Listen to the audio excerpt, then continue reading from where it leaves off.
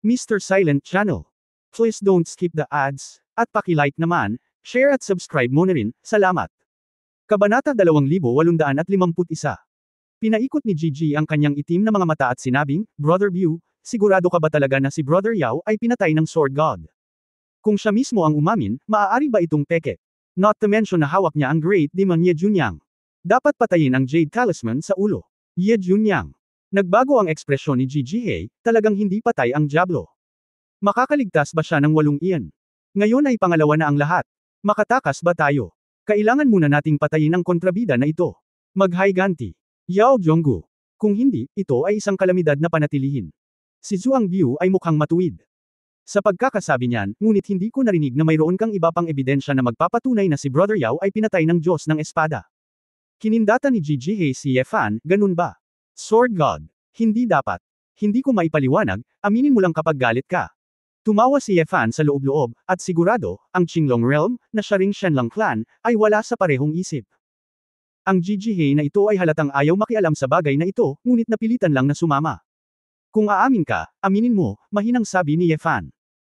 Hey, huminga ng malalim si Gigi He at nagmura sa loob, hindi ba ito nagpipilit sa kanya na kumilos? Nagpapanggap ba itong batang ito na nalilito o talagang tanga? Hindi mo ba siya matutulungan na makaahon sa gulo? Kung talagang tao ito ni Ye Junyang, kung talagang papatayin nito si Yao Jonggo, kusa ba niyang ilabas ang Jade Talisman? Kung tutusin, kung iisipin mong mabuti, halatang may lohikal na problema. Ito rin ang dahilan kung bakit karamihan sa mga Sanju at Tenzin ay nagpapanatili ng isang wait-and-see attitude. Sa estratehikong antas, walang sinuman ang magbabawas dito, lalo pa sa kaina-hinalang dahilan. Gayunpaman, gusto ni Ye Fan na, akuan ang sisihin, na naging dahilan upang ituring siya ng pamilya Shenlang bilang isang kaaway. Sinasabi ng lahat na mamamatay tao siya, kaya hindi siya maaaring umatras at maghiganti di ba? Kumunat ang noo ni Gigi. Itong Sword God. Ano ang ibig sabihin nito? Kuya Jihei, may pagdududa ka pa ba ngayon? Sobrang hinamak niya tayong dalawa, paano mo malalamon ito? Malamig na tanong ni Zhuang Biu. Habang nahihirapan si Gigi He, hindi makapaghintay si Ye Fan sa kabilang panig. Huwag na kayong mag-aksaya ng oras, sabay na tayo. Ang lahat sa pamilya Shenlang ay nagkakagulo, nagulat man o nagagalit. Napakaraming manlinlang ng mga tao. How dare you say na ang isa ay kaaway ng dalawa? Walang pakialam si Ye Fan, at sa wakas ay dumating ang pangalawang Qinglong, pagkatapos ay maaari niyang patayin muna ang kasuklam-suklam na si Zhuang Biu. Karamihan sa mga produktong ito ay may mga problema sa kanilang likuran, kaya naman sila ay napaka-agresibo. At maaga niyang inilagay si Ye Longyuan sa kanyang tabi, napakahina. Maglakas loob na kunin si Ye Longyuan para banta siya, dapat mamatay ang taong ito. Si Zhuang Biu ay tumawa sa galit, at si Gigi He ay sumimangot. Naghiwa-hiwalay ang double sword intent. Hindi na hinintay ni Ye Fan na mag-react ang grupo, at direktang sinira muli ang sword intent. Ang itim na gintong apoy, na solid na, ay biglang nagliyab ng ilang beses. Tulad ng isang mabigat na martilyo, nabasag nito ang puso ng 10,000 miyembro ng clan sa madla. Sa radius na mahigit 10 milya, ang lupa ay nanginig. Si Ye Longyuan sa tuktok ng bundok ay hindi maiwasang makaramdam ng takot.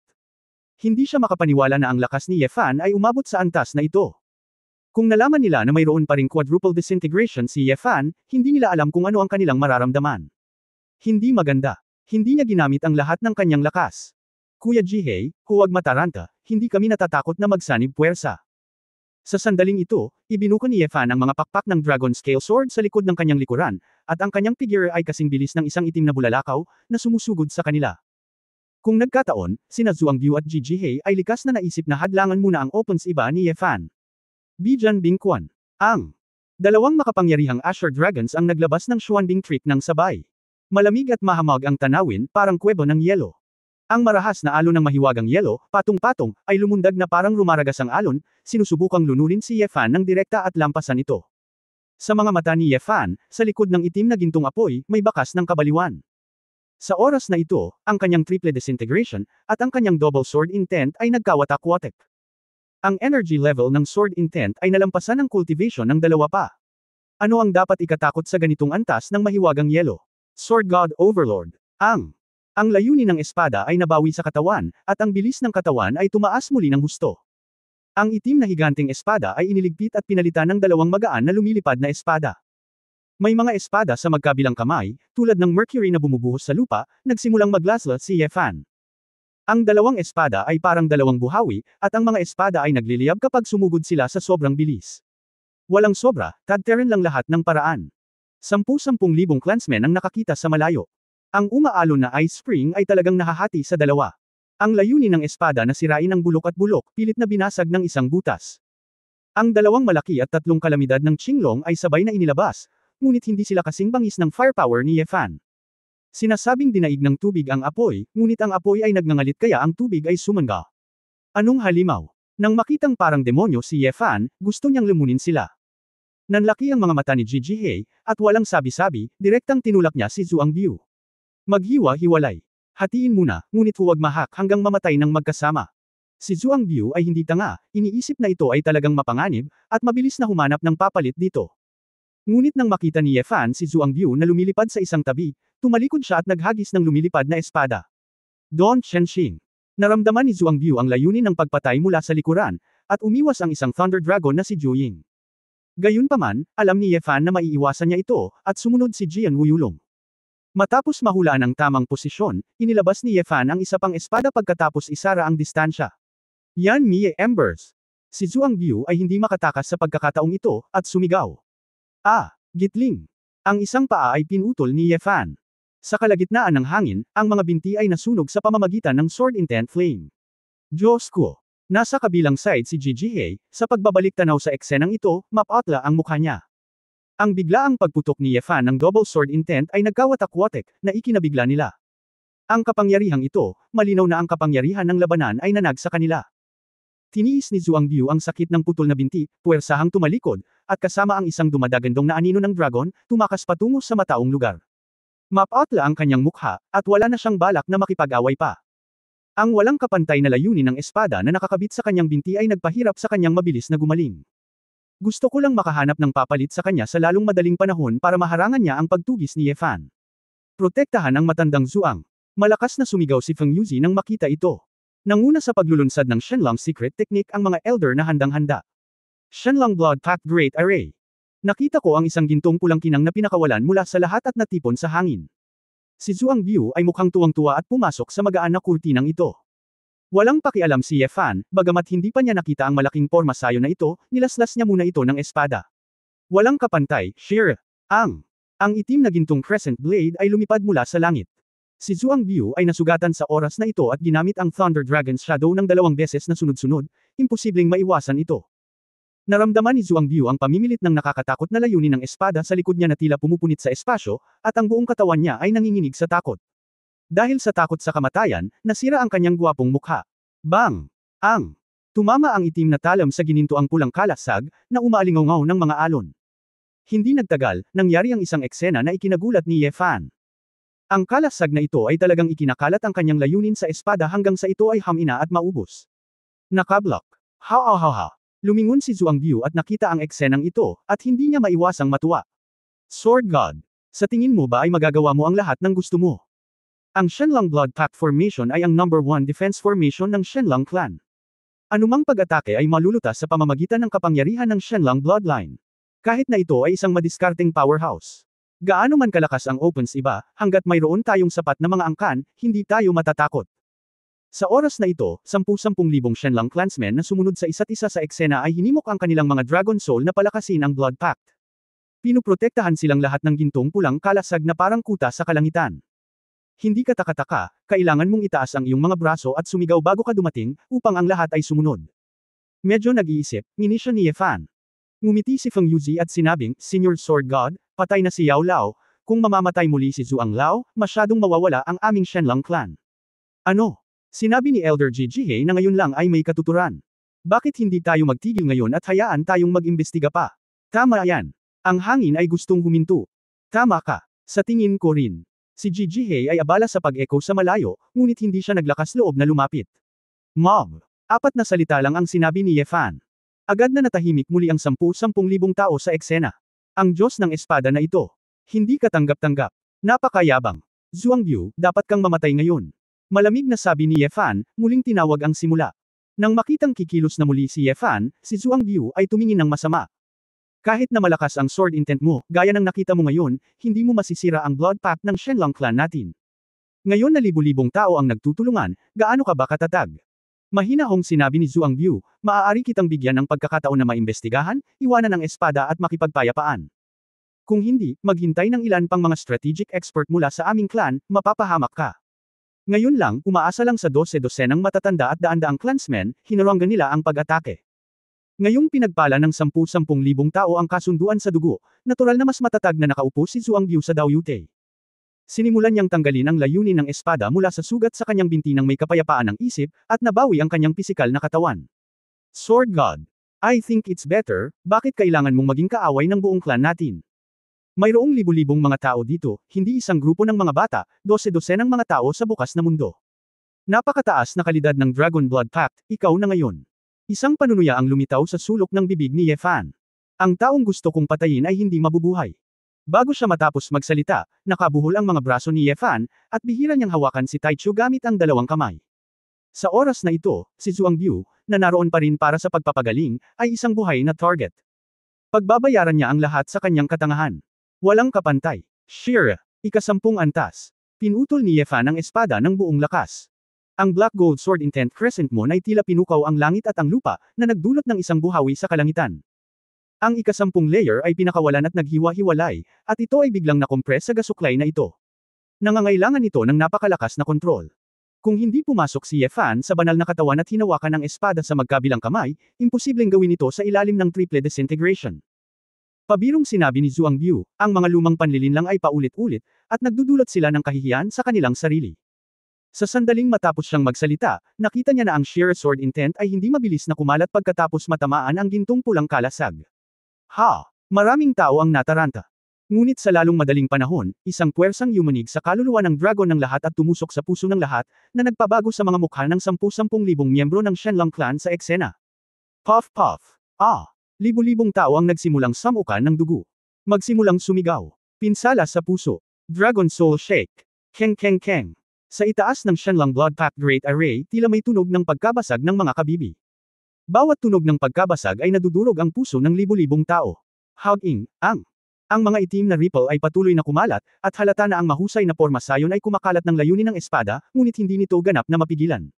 Sa wakas, hindi na kinaya ng malaking formation. Ang lahat ng ito, sa katunayan, sa halos isang segundo. 10,000 tao ang hindi makapaniwala sa kanilang mga mata. Imposible. Sumigaw si Zhuang Biu. Ang Azure Sword Intent ay tila tinatalo ang isang Black Gold Death Current. Isang malademonyong mukha na may mga kuko at mga kuko, na may hangin ng kawalan ng pag-asa. Kakabalik lang ni Zhuang Biu sa kanyang katinoan at tatayo na sana, ngunit huli na ang lahat. Bang! Ang katawan ni Zhuang Biu ay nahati ng patayo, sumambulat, at nabasag. Ang ambon ng dugo ay nawala, at ang kaluluwa ng Qinglong Dragon ay nawala. 10,000 mga tao ng Shenlong clan ang natulala, hindi makapaniwala sa kanilang nakita. Si Feng Yuzi at ang iba ay may dugo sa kanilang mga bibig, at sila ay ganap na natigilan. Ang itim na mukha ni Gigi ay kumaibot, at siya ay bamulong, talaga. Patay talaga. Napatingin si Ye Fan sa likod ng bundok, si Ye Longyuan sa tuktok ng bundok. Ang isang tingin ay maaaring maghatid ng kanyang kahulugan. Gusto daw niyang patayin ang dragon. Itong paghihiganti, naghiganti. Paano ito posible? Ang Dragon Blood Pact Great Array, nakatipon na tayo ng 10,000 tao at nabigong protektahan si Old Zhuang. Damn! Bakit nangyayari ito? Napaiyak ang lahat sa bangkiro. Kaya pinatay. Si Zhuang Mengdai at iba pang mga junior ay lumuluha, umiiyak sa kanilang lolo sa tuhod. Ito ang tunay na kapangyarihan ng Sword God. Ang kapangyarihan upang labanan ang Demon King. Kakayanin ng ating Blood Pact ang strategic level, ngunit hindi ang Demon King. Ngumiti ng mapait si Feng Yuzi. Sinong mag-aakala na tinatago ni Ye Fan ang kanyang tunay na lakas? Sa sandaling ito, biglang gumawa ng tunog si Ye Fan. Hoy, saan ka pupunta? Isang figure na medyo palihim, natigilan mula sa likod ng karamihan. Nahihiyang ngumiti si Gigi at tumalikod, hehe. Sword God? Wala naman magawa, nagmamadali ang pamilya ko, mauna na tayo, see you another day. Pinatay ko ang 2 Qinglong ng Shenlong clan, hindi mo ibibigay ang paghihiganti nila. Biro ni Ye Fan. Ako, ito. Halika, patayin mo ako, nakangiting sabi ni Ye Fan. Naging berde ang itim na mukha ni Gigi, kung mapapatay kita, lalayo ka pa ba? Ayaw mo bang mapahiya? Maglakas loob kang tumakbo, papatayin ko si Shenlong Cheng ngayon. Sa sandaling lumabas ang mga salitang ito, ang 10,000 tao sa angkan ay walang mukha. Nasugatan na sila sa iba't ibang laki, at ngayon ay mas natakot sila. Sa isang alon ng kamay ni Ye Fan, lumitaw ang lumilipad na espada sa buong kalangitan. Daan-daang libong lumilipad na mga espada, na nagniningning sa malamig na liwanag, nakasisilaw at napakarilag, na nakasabit ng mataas sa langit. Takpan ang langit, tulad ng pagtatapos ng araw. Naramdaman ang layunin ng Emperor level na sword na nagmumula sa lahat ng lumilipad na espada, at nakikita ang itim at gintong apoy sa buong kalangitan, walang nang ahas na tanungin ang kakayahan ni Yefan. Anong klaseng espada?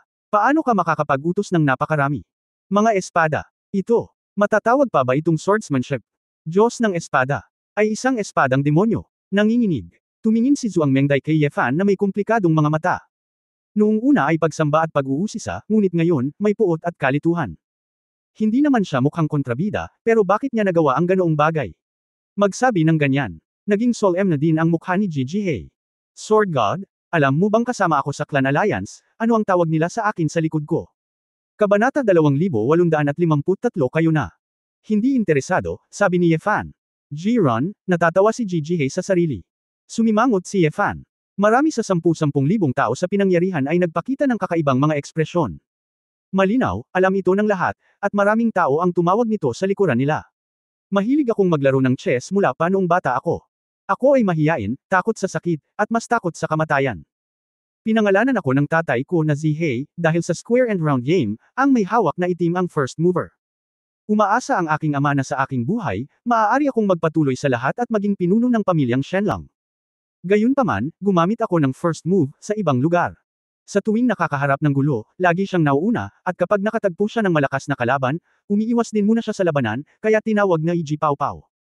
Kahit ako ay kinutya, alam kong maraming angkan ang minamaliit sa akin, ngunit wala akong pakialam.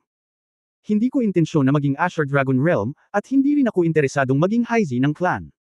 Gusto ko lang sirain ang lahat ng chessbox sa mundo, at tamasahin ang mga bundok at ilog. Napabuntong hininga si Gigi He, unti-unting nagningning ang kanyang mga mata, at naging seryoso ang kanyang mukha.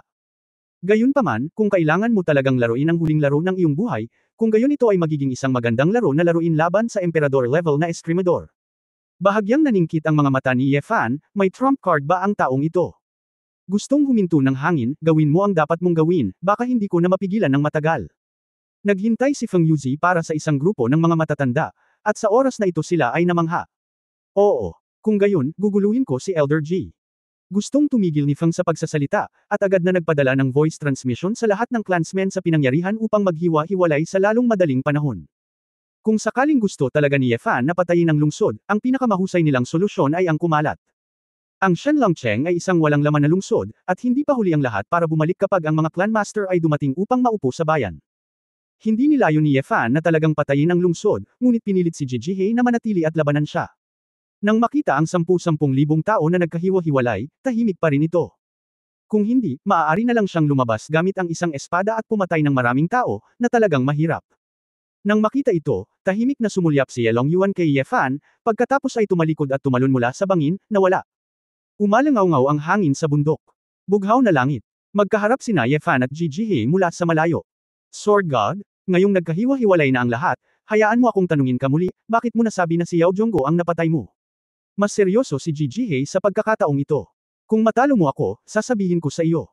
Ngumiti ng masama si Yefan, itinaas ang kanyang espada at lumipad patungo kay Gigi He. Ngunit sa sandaling ginawa niya ang espada, biglang nagbago ang estilo ng pagpipinta sa lahat ng direksyon. Itim at puti, itim at puti. Hindi mabilang na itim at puting mga bata ang lumitaw sa harap ni Yefan. Ang figure ni Gigi He ay biglang naging transparent na multo. Tila naging projection, at hindi ko maramdaman ang anumang sigla at pagbabago-bago ng enerhiya. Isang malawak na chessboard na may radius na ilang milya, na binubuo ng mga kulay abong linya, ang lumabas sa manipis na hangin. Sa chessboard na ito, ang mga itim at puting piraso ay nabuo sa pamamagitan ng kapangyarihan ng yin at yang. Mga labi ng Danzu. Pakiusap-kausapin mo ako tungkol sa isang laro. Doon ay mga pagsabog ng mga tunog mula sa chessboard, na parang nagmumula sa lahat ng direksyon. Biglang naintindihan ni Yefan. Ito ba ang iyong tuntunin sa eroplano? Ang yin at yang ng langit at lupa ang ginamit bilang chessboard, at isang laro ng chess sa pagitan ng langit at lupa ay nilikha. Ang aking batas sa eroplano, na tinatawag na laro. Kahit sinong kalaban, kung sino ang pumasok sa chess game ko, all black muna ako. Ang mga labi ng Danzo, itim at puti, ay nasa malapit na laban. Makokontrol ng iyong mga iniisip ang mga puting bato sa larong ito ng chess. Ang bawat hakbang na gagawin mo ay makakaapekto sa kahihinatnan ng iyong buhay at ng buhay ko. Sword God, maaari mong tingnan ang kasalukuyang sitwasyon ng iyong puting anak. Itim ang hawak ko, sige. Napagtanto ni Yefan na may nahulog na itim na bato sa chessboard nang matapos siyang magsalita. Ang matinding yin force na ito ay nag-condensed mula sa manipis na hangin, at pagkatapos ay nahulog ng husto. Ang malutong na kahoy na board na katok na tunog ng pop ay lubhang makatotohanan. Wala akong oras makipaglaro sa iyo ng chess. Tinitingnan ni Yefan ang batas ng Qinglong, hindi isang kakaibang batas. Direkta niyang ibinaon ang mga lumilipad na espada sa kalangitan sa 8 Desolate Demon Dragons. 8 Stegosaur ang nagngangalit sa lahat ng panig, na patuloy na binabasag ang iba't ibang piraso sa larong chess. Gayunpaman, gaano man sinira ni Yefan ang larong chess, mabilis na muling nahuhubog ang larong chess. Bukod dito, ang Stegosaurus ay dumaan sa multo ni Gigi at hindi siya masasaktan kahit kaunti. Sa aking laro ng chess, kung gusto mo akong saktan, kailangan mo muna akong bagsakan ng mga puting bato. Kung hindi, hinding-hindi mo ako sasaktan. Ang laro ng chess ay isang patas na paligsahan ng mga matalinong tao. Pagsasabuatan, ngunit ito ay galit lamang ng isang karaniwang tao. Ngumiti si Gigi at puno ng kumpiyansa, at iba talaga siya sa paraan ng pagtakas niya sa kahabag-habag na paraan. Parang habang nasa chess game siya ay walang takot. Hindi naniniwala si Yefan sa kasamaan, kaya sumugod siya at naalala ang mga baga ni Yan Mie. Boom! Direktang dumaan si Jian Yi sa multo ni Gigi na nahati ang isang bundok sa ibaba. Paano ito posible? Napakunot ang noo ni Yefan, ang kanyang walang kapantay na layunin ng espada ay maaaring baliwalain ang batas. Ang mga mata ni Yefan ay kumikislap ng itim at gininto ang apoy, at maingat niyang pinagmasdan ang operasyon ng panuntunang ito ng laro. Nalaman niya na hindi niya sinaktan si Gigi, ngunit si Gigi ay nasa anyo na ngayon na may partikular na mataas na depensa. Ang enerhiya ay dumaan sa kanyang multo, karamihan ay na-filter out. Maaaring baliwalain ni Yefan ang mga patakaran ng laro, ngunit hindi ito nangangahulugan na mapipigilan niya si Gigi na ibahagi ang kapangyarihan ng layunin ng espada sa langit at lupa at bawasan ang pinsala. Sa madaling salita, si Gigi ay nasa isang estado ng sobrang mataas na pag-iwas, at ang isang maliit na halaga ng pinsala ay walang epekto sa kanya.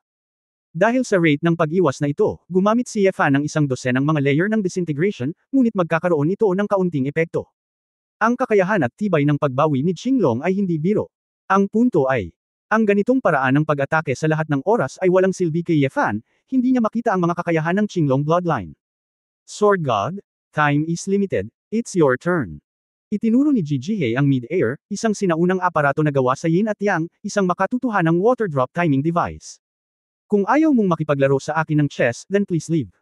Siyempre hindi kita mapipigilan. Ngunit, isang emperor-level swordsman, kung atris ka ng mahiyain, makakaapekto rin ito sa iyong sword intent, tama ba? Si Gigi ay may itim na mukha. Matapos ayusin ang ekspresyon ni Yefan, ngumiti siya. Malungkot at walang katiyakan ang mukha ni Yefan, hindi ba maaaring matuto pa ang mga Qinglong na ito mula kay Ye Xuanguang? Hindi ba magandang linangin ng mabuti ang bloodline? Ano ang ginagawa mo sa napakaraming kampana at sipol? Ang panuntunang ito sa paglalaro ay talagang halos kapareho sa personalidad ni Ji Pao Pao. Talagang mahilig siyang maglaro ng chess, at mahilig gumamit ng chess para manalo. Kung hindi siya matalo ng kalaban sa chess, hindi siya interesadong makipaglaro laban sa gayong tao, at mas gugustuhin niyang iwasan ang labanan. Direktang umalis, si Yefan ay hindi nakipagkasundo pagkatapos ng lahat, at hindi ito ang kanyang estilo. Iyon lang, pagkatapos ay bumaba at akyat baba, kung hindi mo susubukan, paano mo malalaman na hindi ka makakababa sa kabila? Inamin ni Yefan na okay ang kanyang husay sa chess. Mayroong 361 chessboard, na ginagaya ang antas ng Zhou Tian, at lahat sila ay nasa mata ng isa. Matapos itong isipin ng kaunti ni Yefan, gumalaw ang kanyang iniisip. Isang puwersang yang ang nagtipon, at nahulog ang isang puting bata.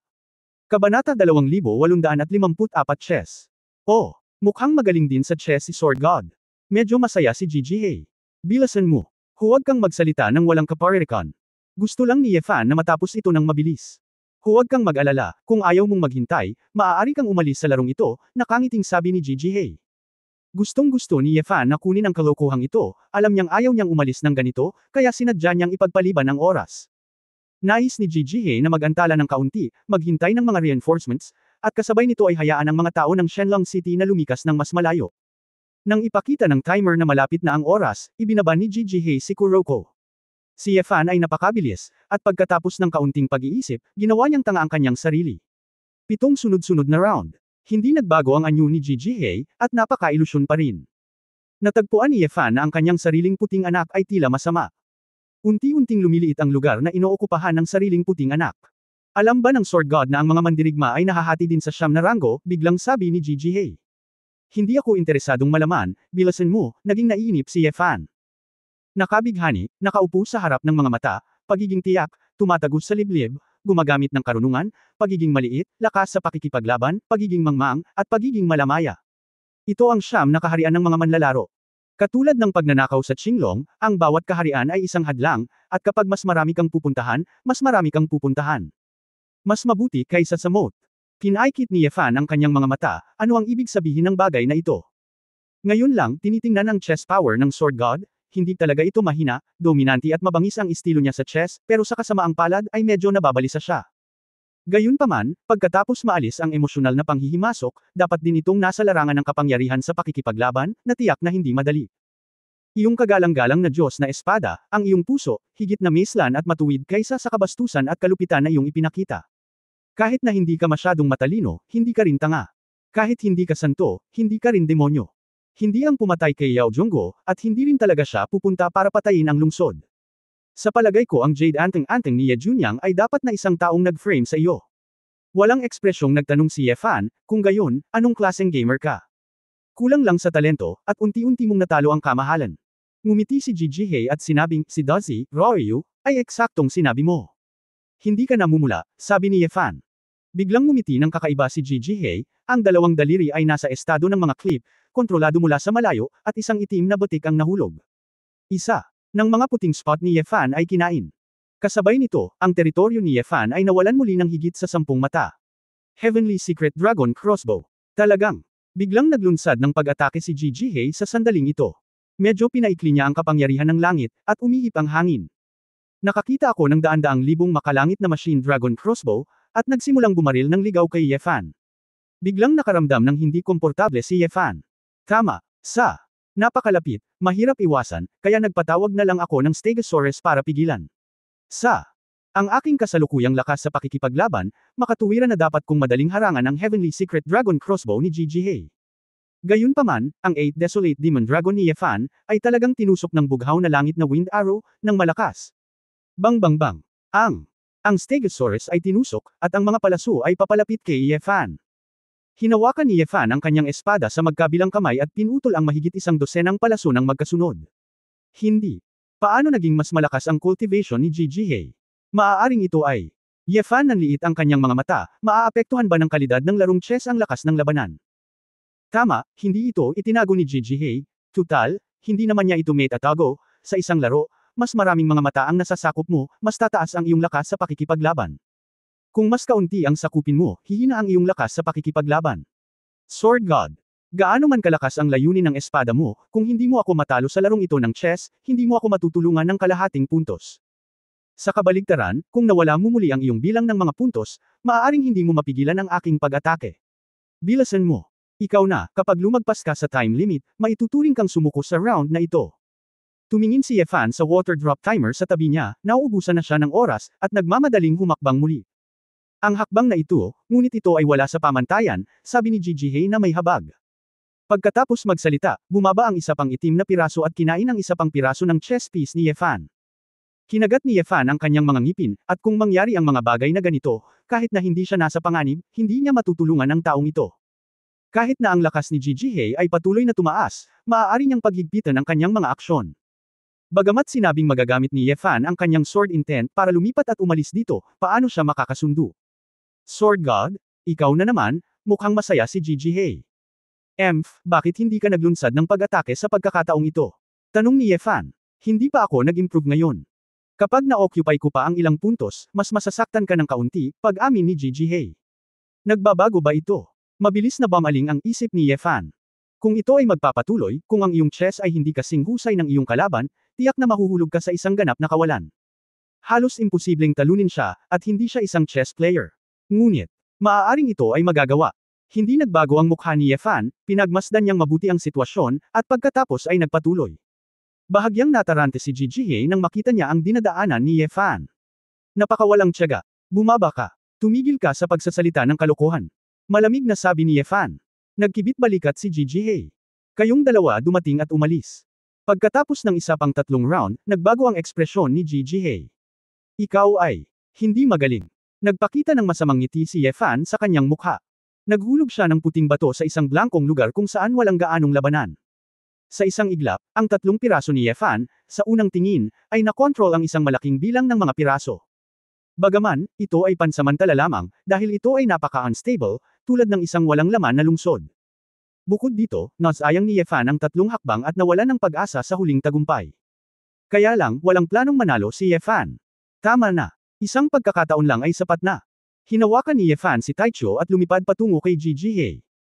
Yan annihilates embers. Pag-awit ng kamatayan. 12 antas. Si Yefan ay galit na pinutol ang itim na talim na naghiwa-hiwalay mula sa labas ng 12 antas. Huwag pindutin ang lahat, sa pilitang takpan ng isang malaking lugar. Kasabay nito, isang napakalaking anino ng demonyo, pagkatapos na pakawalan at maghiwa-hiwalay, ay direktang bumalot sa kalangitan. Madilim ang kalangitan, at ang agos ng negatibong espiritual na kapangyarihan ay umaapi sa kaluluwa ng dragon ni Jijihei. Gustong bigyan ni Yefan ng sapat na suntok si Jijihei bago maglaro ng chess si Jijihei na may maliit na puwang. Katawan, isip, dobleng bagsak.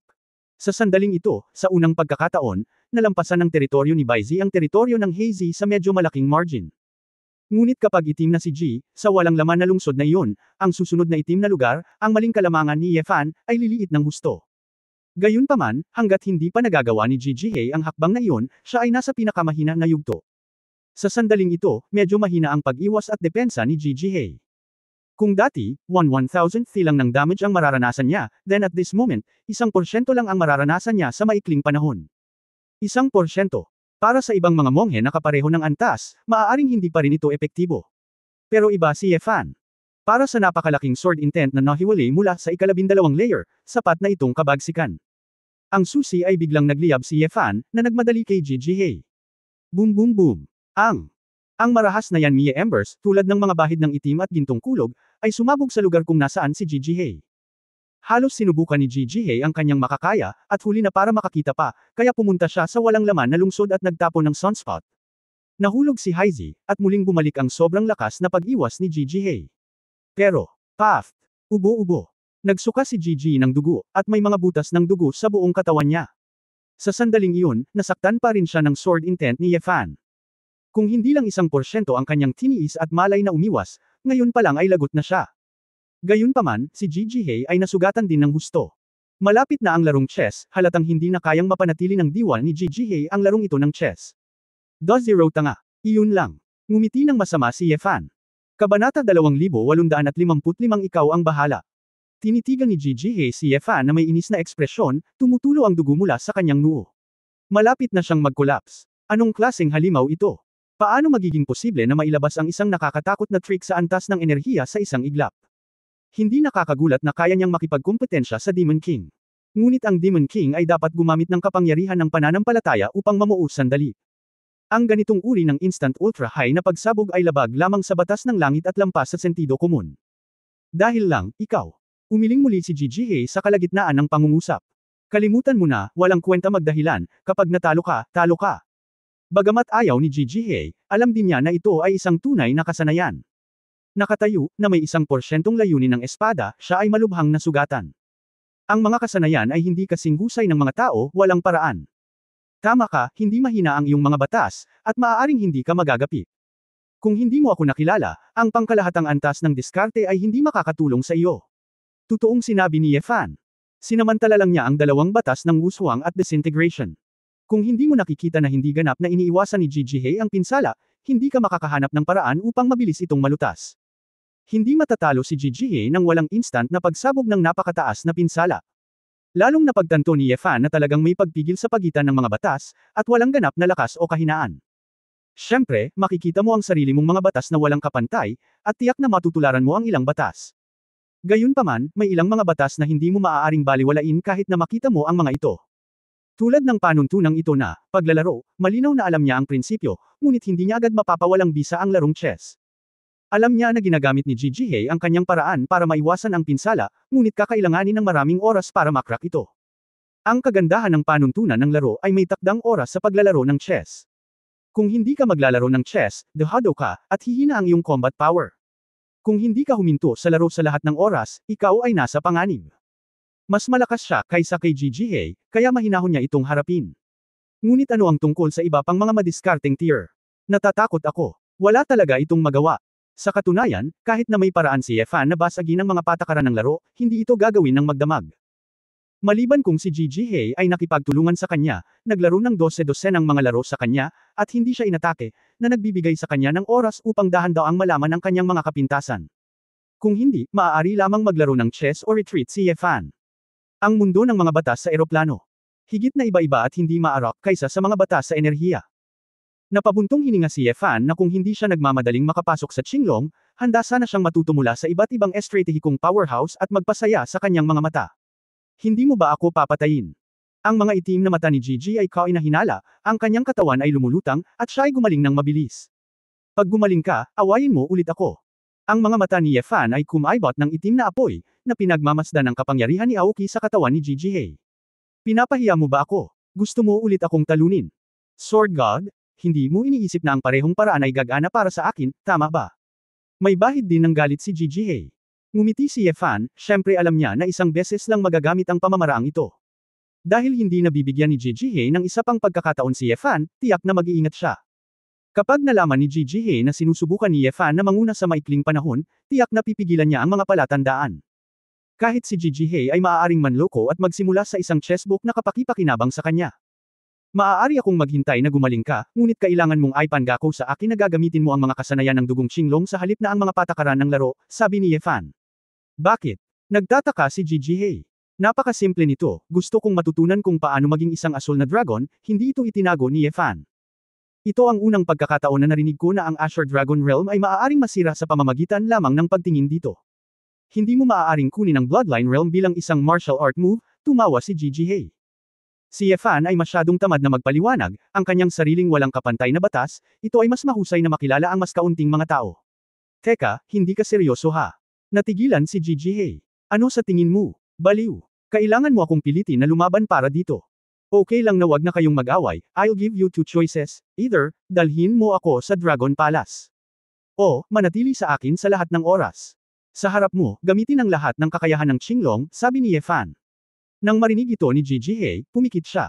Sabihin mo kanina, kung gusto mong pumunta sa Shenlang Palace, dadalhin kita doon. Nagulat si Yefan, pwede mo ba akong isama? Daan. Sa panahon ng pag-uusap, ang malakas na kakayahan sa pagbawi ni Qinglong ay nagbigay daan din kay Gigi Hey na gumaling mula sa kanyang mga pinsala. Nakita kong pinalayas niya si Tianfeng Longying at direktang lumipad patungo sa kanluran. Sumama ka sa akin. Bagamat may bahid ng pag-aalinlangan si Yefan sa kanyang puso, natural na hindi niya kayang bitawan ang ganoong pagkakataon. Dumadaan sa ilang lungsod, libu-libong bundok at ilog. Sa tuktok ng bundok na nababalutan ng niebe, biglang huminto si Gigi Hey. Well, nandito na. Itinuro ni Gigi Hey ang langit. Asul na langit at puting ulap, isang piraso ng Kailanawan. Dragon Palace, patuloy ba itong nagbabago ng posisyon? Tanong ni Yefan. Oo, hanggat nakarating ka sa Qinglong Realm at pumasok sa Kangzhou, mararamdaman mo ang pasukan ng Dragon Temple. Ang aming angkan ay nakabatay din sa lokasyon ng banal na lupain, na nagugat sa iba't ibang estado at isinasaalang-alang ang lupaing ninuno. Sabi ni Gigi Hey na may mapaglarong ngiti. Sword God, dalhin ka sa Shenlang Temple, ginawa ko ito, pagkatapos. Ikaw ang bahala. Si Yefan ay engrossed, tinitigan ng mabuti ang bawat kilos ni Gigi Hey. Biglang lumipad si Gigi Hey ng ilang daang metro sa himpapawid, at saka malumanay na lumapag. Isang mahiwagang eksena ang nangyari. Malinaw na walang nakita si Yefan, ngunit si Gigi Hey talaga ay nakalapag sa magkabilang paa. Malinaw na naapakan niya kung anong mga hakbang, kung saan siya patungo. Ang mga mata ni Yefan ay kumikislap ng itim at gininto ang apoy, sinusubukang makita ang anumang bakas ng batas. Gayunpaman, walang makikita. Asul pa rin ang langit at mga puting ulap, na parang wala man lang. Tila umaarte si Gigi Hey na sadyang nagpapanggap na may mga hakbang doon. Nagdududa si Yefan, at umiwas lang sa likod ni Gigi Hey. Pero ilang beses siyang nakatapak sa ere, pero wala siyang hinawakan, wala man lang hakbang. Sword God, nakumpleto ko na ang ipinangako ko sa iyo, ikaw na ang bahala. Hindi talaga kita matatalo, mag-usap tayo ng ilang round pag may time, wag mo akong hingiin ng away. Ngumisi si Gigi Hey at nagpatuloy sa pagsulong. Hinawakan ni Yefan ang damit ni Gigi Hey. Lumingon sa likod si Gigi Hey na may mapait na ngiti, ngunit hindi siya pinigilan. Parang pagkatapos maglakad ng mahabang hakbang, tumalikod si Gigi Hey at ngumiti ng misteryoso. Pasok ako. Si Yefan ay nagko-concentrate, ngunit hindi pa rin niya napansin ang kaunting pagkakaiba. Not to mention the Shenlang Palace, wala kahit anino. Ngunit sa sandaling ito, humakbang pasulong si Gigi Hey at biglang nawala. Malinaw na naramdaman ni Ye Fan na walang laman ang kanyang mga kamay, at nawala ang kanyang mga damit. Damn! Agad na hinawakan ni Ye Fan si Taichu gamit ang dalawang kamay, at nagkaroon ng ultra-high frequency vibration. Lumabas lahat, gupitan ang isang sword intent light blade ng 12 disintegrasyon. Dimensional na pagkakatapon. Ang ilaw ng itim na gintong espada ay umungal, tulad ng isang higanteng dragon na sumugod sa kalangitan. Kabanata 2856 na Baoju kasama ang mga bayani. Rumble, ang nabaluktot ang espasyo, at may palatandaan na malapit na itong mapunit. Pero, wala pa rin. Paano naging ganito? Ang espasyo ay baluktot at napunit, kaya dapat may mga bakas nito. Pwede bang? Shenlong Palace, wala sa eroplanong ito. Nakatayo si Ye Fan sa kalangitan, nakatingin sa malalawak na bundok na nababalutan ng nyebe, nakasimangot at bumubulong. Tila kumbinsido itong Jijihei na basta papasok siya sa Shenlong Palace, wala siyang magagawa sa kanya. Isa pa, napakamagnanakaw ng lalaking ito. Sa pamamagitan ng laro ngayon, nalaman na ni Jijihei ang kanyang ugali. Alam niyang kahit iwasan niya ang digmaan, hindi talaga siya makakapunta para patayin ang lungsod. Umiling si Ye Fan. Sa totoo lang, medyo mahina rin ang kakayahan ni Jijihei sa Qinglong. Kung hindi ka lumaban, huwag lumaban, maghanap ka ng ibang Qinglong. Ang layunin ng espada ay inilipat, at si Ye Fan ay nawala sa manipis na hangin, nag-iwan lamang ng isang espada sa manyeb na bundok. Mundo ng Titan. Muling lumitaw si Ye Fan sa kahoy na bahay. Asawa. Nagpapalit ng damit si Su Qingzhou nang magulat siya sa lalaking biglang sumulpot. Tiningnan ni Ye Fan ang eksena sa harap niya at ngumiti ng masama, matandang mag-asawa, ayos lang. Iba naman. Ano ang pagkakaiba? Nakita mo pa rin ito. Sa susunod, ibaon ko na ang espada ko sa organic fertilizer sa taniman ng gulay ng martial god. Nanlamig ang mga mata ni Su Qingzhou. Namutla ang mukha ni Ye Fan, at mabilis siyang tumakbo palabas, nakakita ng puno, at hinagisan ito ng espada. Well, ihanda mo ang iyong sarili ng maaga. Sa susunod na paglipat mo pabalik, ano ang problema sa isang tambak ng dumi? Anong nangyari doon sa Kangzhou? Nakabalik ka na ngayon. Kanina lang. Nagpalit ng damit si Su Qingzhou at lumabas para magtanong. Oh, gusto ko lang itanong, nandito ba si Ye Kyun? Gusto niya ngayon na magkaroon ng magandang talakayan sa malaking diablo na si Ye Junyang. Kahit hindi mo matalo o matalo, hindi mahalaga, basta matuto at mag-improve ka. Hindi ba sinabi ko sa iyo, lumabas ka ba kasama ang martial god? Hindi ako bumalik, at hindi ko alam kung saan ako nagpunta, sabi ni Su Qingzhou. Napabuntong hininga si Ye Fan, ang pares ng amo at katulong na ito, pagkatapos na lokohin ang kanilang sarili, ay nawala na talaga. Simple lang, sinabi ni Ye Fan kay Su Qingzhou na si Ye Kyun ay malamang na si Ye Junyang. Bagamat nararamdaman ko na ang pares ng mga Panginoon at tagapaglingkod na ito ay hindi aktwal na maglalaro ng kanilang sariling mga babae, hindi masakit na malaman ang higit pa tungkol sa kanila. Nang marinig ni Su Qingzhou ang nangyari kay Ye Junyang, halatang natigilan siya. Hindi ko talaga maisip na may ganoong kasaysayan si Ye Kyun, bulong ni Su Qingzhou. Hindi yun, masyadong malaki ang kaibahan ng dalawa. Pagkatapos umamin ni Ye Fan, hindi na siya nanatili. Matapos niyang halikan ng babae ay muli siyang lumayo. Kangzhou. Bumalik si Ye Fan sa lugar kung saan nawala si Jijihei. Double check, walang mga pahiwatig. Kinailangan ni Ye Fan na ilipat muli ang kanyang layunin sa espada at bumalik sa Shenlong City. Matapos lumabas muli sa Kyushu College, nawalan ng malay si Ye Fan at nalaman na halos walang laman ang buong lungsod. Nawala ang mga estudyante at publiko. Gayunpaman, bakit kakaiba ang pakiramdam ni Ye Fan na talagang madilim ang kalangitan? Ngayong gabi sa Kyushu, biglang dumating. At marami pang iba. Hindi naman madilim. Tiningnan ni Ye Fan nang malapitan at nakitang nakaharang ang kalangitan ng isang malaking ibon. Ang higanteng ibon na ito ay naglalabas ng hininga ng isang banal na hayop, at ang dulo ng katawan nito ay makikita lamang malayo sa skyline. Ang buong lungsod ng Shenlong, kahit na daan-daang milya ang radius, ay natakpan sa ilalim ng katawan ng higanteng ibon.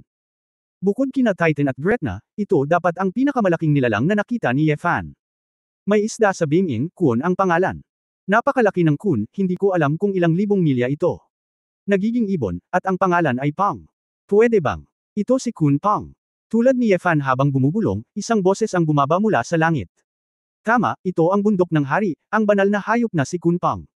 Hindi mapigilan ni Ye Fan na matuwa nang marinig niya ang pamilyar na boses na ito. Ye Xuanguang. Alam niyang may darating na Qinglong. Ang pinakamahusay na kalaban sa pagsasanay ay si Ye Xuanguang, isang purong naniniwala sa linya ng dugo. Nakita ko ang mga pakpak ni Kun Pang na umaalingaw-ngaw, at sa isang iglap, ang napakalaking figurang ito na tumatakip sa kalangitan ay lumipad hanggang sa Jiushangtian, tumataas ng 10,000 metro mula sa lupa. Nagngangalit ang lungsod ng Shenlong, at hindi mabilang na malalaking puno ang nabunot sa kalapit na mga bundok at kagubatan. Nang dumating si Kun Pang sa taas na 10,000 metro, isang figure ang nahulog mula sa likuran nito. Ang lalaking nakasuot ng black bottom golden dragon pattern na robe at isang jade crown, na hindi galit at mayabang, ay si Ye Xuanguang. Sword God, nagkita tayong muli. Si Ye Fan ay medyo wala sa isip sa sandaling ito, at tumingin sa kunpang mythical beast na may matako na tingin. Saan mo nakuha, napakayabang ng bundok na ito? Mula noong sinaunang panahon, ang mga talento ay tumutugma sa magagandang babae, at ang BMW ay tumutugma sa mga bayani. Anong uri ng tao ang tumutugma sa kung anong uri ng bundok? Nalaman ng haring ito na mayroong isang kunpang sa Minghai North ng Mingzhou, kaya naghanap siya ng isa. Kinailangan ng mga buwan upang mapaamo ito para sa akin. Tanging ang gayong banal na hayop ang karapat-dapat sa haring ito, pagmamalaki ni Ye Xuanguang. Matapos marinig ito, medyo hindi komportable si Ye Fan. Pwede ba yun? Masyado siyang low level. Anong ibig mong sabihin, hindi ako karapat-dapat kay Kunpang? Mythical Beast. Alam mo ba kung ilang halimaw ang nasa bahay? Si Pixiu, Lu Wu, Qilin, Xuanming, at isang dragon ay malapit ng maging 5 kuko na gintong dragon. Hindi ko alam kung bakit, maaaring ito ang relasyon sa pagitan ng konsepto at ng lumang karibal ng labanan. Kaharap si Ye Xuanguang, ayaw ni Ye Fan na mapahiya. At saka, isa siyang professional beast. Gayunpaman, pagkatapos lamang magpakitang gilas, lumitaw ang isip ni Ye Fan. Ang ilang mga milky knaves at ang sakam na ahas na lumabas sa pamilya ay may pakiramdam na gustong umiyak ng walang luha. At mga hayop, tingnan mo kung gaano kadumi na si Kunpang, tahimik, pinapakpak ang kanyang mga pakpak at lumilipad si Jiu Shangtian, puno ng domineering. Ang sarili kong gang, makatwirang sabihin na ang bawat bloodline ay mas marangal kaysa sa iba, ngunit lahat sila ay pareho ng mga bek. Sila ay kakain, iinom at maglalaro buong araw, at kakain ng marami ng hindi lumalaki. Ano ang silbi ng pagpapalaki sa iyo? Mayroon bang mali sa aking paraan ng pagpapakain? O kailangan ko ba silang paamuhin sa loob ng ilang buwan tulad ni Ye Xuanguang, at hindi ako masyadong mapagpasensya? Nanlumo si Ye Fan, ngunit hindi siya dapat magpatalo, at pabulaanan ito ng malakas. I be low-key, or else sumakay ka sa dragon ko dito at kainin ang kunpang mo. Kumakain ng dragon si Kunpang. Mga tulya, nanlamig ang mukha ni Ye Fan. Gayunpaman, kung ikaw ay isang 5-clawed golden dragon, hindi ka mabubuli ni Kunpang, sabi ni Ye Xuanguang ng totoo. Nakahinga ng maluwag si Ye Fan, at lihim na sinabi sa kanyang puso, kapag bumalik tayo, dapat nating hikayatin ang matako na ahas na iyon na mag-evolve bilang isang gintong dragon. May Kunpang pa nga ang Taishi Plain, kung isang araw ay lumabas siya at kakainin ni Kunpang, hindi niya kayang mawala ang taong ito. Hindi ako interesado sa walang katuturang paghahambing na ito. Bahagyang iwinagayway ni Ye Fan ang kanyang kamay, at sinabing, dahil nandito ka, dapat ay miyembro ka ng angkan, kaya hiniling ko sa iyo na harapin ako. Halika, diretso tayong kumilos, bago tayo mag-away, hindi pa. Hati ang kinalabasan. Sinabi ni Ye Xuanguang na may malalim na mga mata, ito talaga ang Shenlang clan ng Kangzhou, mangyaring pumunta dito upang tulungan at supulin ka, ang mamamatay tao. Kaya lang, nandito ang haring ito hindi lang para tumulong sa clan, kundi para sa isang malaking kaganapan. Para makipag-usap sa iyo. Ano ang maaari kong pag-usapan sa iyo? Hindi nakaimik si Ye Fan. Natural meron. Hoy, Ye Xuanguang, hindi ka mawawalan ng memorya, tama? Ako si Ye Fan, ang Sumire sa Grand Blueprint ng iyong mobile empire. Pinatay ko ang isang buong grupo ng iyong mga tauhan at sinira ang iyong pagsusumikap sa daan-daang libong taon.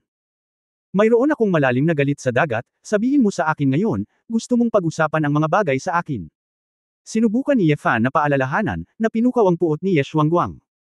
Ang mga mata ni Ye Xuanguang ay kumislap na may bakas ng galit, at ang mga ulap ay makapal. Gayunpaman, huminga siya ng malalim at sinabing, kayang-kaya ng tao at palayain ito. Kung kinakailangan, para sa kapakanan ng katwiran, maaari rin itong ibagsak. Hinawakan ni Ye Fan ang kanyang noo at biglang sumakit ang ulo. Kabanata 2857 Tatlong kailangan. Kung maaari mong sabihin ang isang bagay tulad nito, ito ay dapat na isang malaking bagay. Curious na tanong ni Ye Fan, kung masira ang pag-uusap mo, ano ang gagawin mo? Patayin ka, nagpakita si Ye Xuanguang ng intensyong pumatay, sinusubukang makita ito. Hey! Ngumiti si Ye Fan, ito ang Xuanlong Emperor na kilala ko. Pag-usapan muna natin ang mga bagay-bagay, at sumama ka sa hari. Tumalon si Ye Xuanguang at dumiretso sa likuran ni Kunpang. Hindi nagatubili si Ye Fan, at sumunod sa likod ni Kunpang. Pagdating niya sa Kunpang, para siyang nakatayo sa isang piraso ng lupa na nakabitin sa hangin. Ang isang piraso ng balahibo ay tulad ng isang solidong metal na bakal na plato, ang laki ng isang football field. Sa sandaling ikapakapa ni Kunpang ang kanyang mga pakpak, lumipad siya palabas ng Shenlang City sa isang iglap, at naging matatag ang lahat. Kung hindi dahil sa malakas na hangin na umiihip, sa katunayan, ang pagtayo dito ay hindi makakaramdam ng anumang paggalaw. Sa ilang paghinga, malayo na siya sa Shenlang City. Saan ka pupunta? Iyon ang ancestral land ng Shenlang clan. Ikaw at ako ay miyembro ng Shenlang clan. Hindi nararapat na kumilos sa lungsod. Sisirain ito ang feng shui ng ancestral land. Bumulong si Ye Fan sa kanyang puso, ang katapatan ni Ye Xuanguang sa dugo ng angkan ay totoo. Ito ay mula sa puso. Ang ganitong uri ng katapatan at paniniwala ay makakatulong sa kanya upang linangin ang dugo ng dragon. Gayunpaman, hindi ito isang pagkaalipin. Dito lang. Mahinang sabi ni Ye Xuanguang, at tumigil si Kunpang sa paglipad. Ang dalawa ay nahulog mula sa langit at dumating sa isang parang kung saan ang mga ibon at mga bulaklak ay mabango. Nag-iba ang space magic, at bumukas ang isang space door. Lumabas si Dobrik kasama ang isang grupo ng mga maid. Sa isang piraso ng damo, may mga magagandang mesa at upuan, ilang pinggan, at 2 kaldero ng alak. Matapos itong ayusin ni Dobrik ay sumaludo siya sa kanilang dalawa at umalis. Mukhang hindi na disband ang Obsidian Army mo. Malinaw na naramdaman ni Ye Fan na tumaas ang lakas ni Dobrik. Hindi nakakagulat na ang Chaos Realm at maging ang Holy Realm of the Obsidian Legion ay bumuti pagkatapos pumasok sa Taishi Plain. Ang mga elite ng Obsidian Legion ay pawang malalakas sa eroplano ng Teiso. Sa pagsasanay sa antas ng eroplano tulad ni Ye Xuanguang, madali itong umangkop sa eroplanong ito at mabilis na mapahusay ang lakas ng pakikipaglaban. Bakit na disband? Hindi ba sapat ang lakas ng haring ito, o hindi sikat ang haring ito? Tanong ni Ye Xuanguang. Nabalitaan ko lang na pumunta ka sa pamilya Shenlang, ngunit hindi ko inaasahan na dadalhin mo ang lahat ng Legion, sabi ni Ye Fan. Hinayaan lang ng haring ito ang mga nasasakupan na pumunta sa kanilang mga ninuno para pagbutihin ang kanilang lakas. Bumalik din si Dobrik mula sa Arcane Realm ilang araw na ang nakalipas, at nakagawa siya ng malaking pagunlad, sabi ni Ye Xuanguang. Nakikita ko, tumanggo si Ye Fan, ano ang gusto mong pag-usapan sa akin? Inihayag ni Ye Xuanguang ang isang bakas ng pag-alala, at sinabi, noong una, sa Honghuang, nakatagpo ako ng ilang mga demonyo na wala sa kanilang sariling kapangyarihan. Umaasa sa demonyo pamilya, ito ay madaling kontrolin ng kalikasan. Ang kakayahan ng orihinal na kapangyarihan, sinusubukang sakupin ng Legion ng Hari. Ang haring ito ay winasak silang lahat hanggang sa naging abo, kinuha ang Legion, at pagkaraan ng pahinga, siya ay lumabas sa baha. Sa paraan, nakilala niya ang ilan sa ika-7 at ika-5 kaharian. Demon Army. Pagkatapos kumuha ng mga gamit, nagtanong ako tungkol sa lokasyon ng alyansa ng Angkan. Kaya kumuha ako ng 2 barkong pandigma mula sa mga demonyo, tumalon sa kalawakan, at napunta sa alyansa ng Angkan. Hindi napigilan ni Ye Fan ang tumawa ng mapait, inagaw ang barkong pandigma mula sa hukbo ng Demon King, ito talaga ang estilo ni Ye Xuanguang. Dumating ang haring ito upang hanapin ang alyansa ng Angkan para sa 2 layunin. Una, natural na mapabuti ang lakas. Mayroong isang banal na lugar na tulad ng Dragon Palace dito, na lubos na nakikinabang sa haring ito. Pinahusay din nina Di Tianzhao at Dobrik, at iba pa. Ang kanilang mga sarili. Ang ikalawang puntong ito ay umaasa ang haring ito na mapanalunan ang nararapat na posisyon para sa angkan ng eroplanong Taishi. Ang mga demonyo at Protoss ay palaging ipinagmamalaki ang kanilang sarili sa pagiging matataas na nilalang dahil sa kanilang likas na kakayahan na makabisado ang kapangyarihan ng mga primitive. Ngunit sa eroplano ng Taishi, ang totoong powerhouse ay dapat na hangganan ng antas ng eroplano. Sa isang punto, Protoss at mga demonyo na naglakas loob na sabihin na ang dugo lamang ang makakaabot sa antas ng eroplano. Ibinuhos ni Ye Fan ang isang baso ng alak sa kanyang sarili, hindi ba iyon ang mangkukulam ng kailaliman? Ang posibilidad na ang isang bruha sa kailaliman ay umabot sa pagtanda ay napakababa, at ito ay hindi sapat upang magamit bilang isang sanggunian. Maging ang pamilya ng demonyo sa kailaliman ay napakaliit para katakutan. Ayon sa pagsisiyasat ng haring ito, mayroong masasamang Diyos, matataas na antas ng demonyong dragon, at sinaunang antas ng mga demonyo sa mga demonyo. Ang Platinum Protoss sa Protoss, ang Seraph of the Supreme Heaven, at iba pa. Kahit na sila ay may talino, sa katunayan, sa mga tuntunin ng tunay na pinakamataas na limitasyon, sila ay ganap na mas mababa sa aming angkan. Hindi bababa sa harap ng aming Shenlang clan, ang pinakamataas na limitasyon ng aming Qinglong bloodline ay mas mataas sa mga demonyo at Diyos na ito. Nilagyan ni Ye Fan ang isang piraso prutas sa kanyang bibig. Ito ay matamis at maasim, at ito ay masarap. Nang makita si Ye Xuanguang na nagsasalita ng walang kibo, nahihiya si Ye Fan sa hindi pagsasalita, kaya bigla niyang sinabing malabo, mataas ang pinakamataas na limitasyon, ngunit kailangang may dumating. Tama, ayan. Mukhang na-realize mo na rin ang ubod ng problema. Nag-aapoy ang mga mata ni Ye Xuanguang, at ang kanyang boses ay biglang tumaas. Nalito si Ye Fan. Ano ang sinabi niya? Yan ang susi. Nagbuhos si Ye Xuanguang ng isang baso ng alak at gumawa ng galaw kay Ye Fan. Oo naman, tulad ng inaasahan sa isang taong makakainom kasama ng haring ito. Si Ye Fan ay bumulong ng isang bagay na hindi maipaliwanag sa kanyang puso, ngunit nakipagsalamin pa rin kay Ye Xuanguang. Naalala ko pa noong nasa Honghuang ako, sabi ng lalaking ito, bukod sa tatay niya, nakipag-inuman siya mag-isa, dahil walang ibang qualified. Nang naisip ito ni Ye Fan ngayon, hindi ba niya sinabi na ka-level niya ang kanyang ama? Lahat sa isang inumin. Nagpatuloy si Ye Shuangguang, siguro, naiintindihan mo na. Ang dahilan kung bakit maaaring madaig ng mga demonyo at Diyos ang angkan sa eroplano ng Taishi ay hindi dahil mas mataas ang kanilang bloodline kaysa sa atin. Ang kanilang bloodline ay mas mababa sa upper limit ng aming clan. Hindi banggitin ang karunungan at pangunawa, na katulad natin. Ang dahilan kung bakit ang mga tinatawag na advanced na karera ay sumasakop sa karamihan ng mga mapagkukunan ng Taishi Plane, ay dahil mas alam ng kanilang mga pinuno kung paano mapunta sa posisyon ni Taishi. Mabuhay sa mukha. Ang demonyong hari, ang Diyos na hari, ay may halos hindi mauubos na enerhiya sa pamamagitan ng kapangyarihan ng pananampalataya. Nakipagkumpetensya ka kay Gerd at Gretne. Tanungin ang iyong sarili, kung wala silang kapangyarihan ng pananampalataya, ano ang sitwasyon ng labanan? Ano ang mangyayari sa huli? Namuo ang mukha ni Ye Fan, sa pagkakataong ito, talagang kumikilos ang kanyang puso. Ang lalaking ito, baka nag-iisip siya. Naging seryoso ang ekspresyon ni Ye Fan, kumunat ang kanyang mga kilay. Kung hindi mo sasabihin, mahuhulaan din ng haring ito na dapat ay may naisip ka sa pakikipaglaban sa dalawang demonyong hari. Ang kapangyarihan ng pananampalataya ay walang katapusan, walang silbi ang masaktan, at ang paggaling ay napakabilis.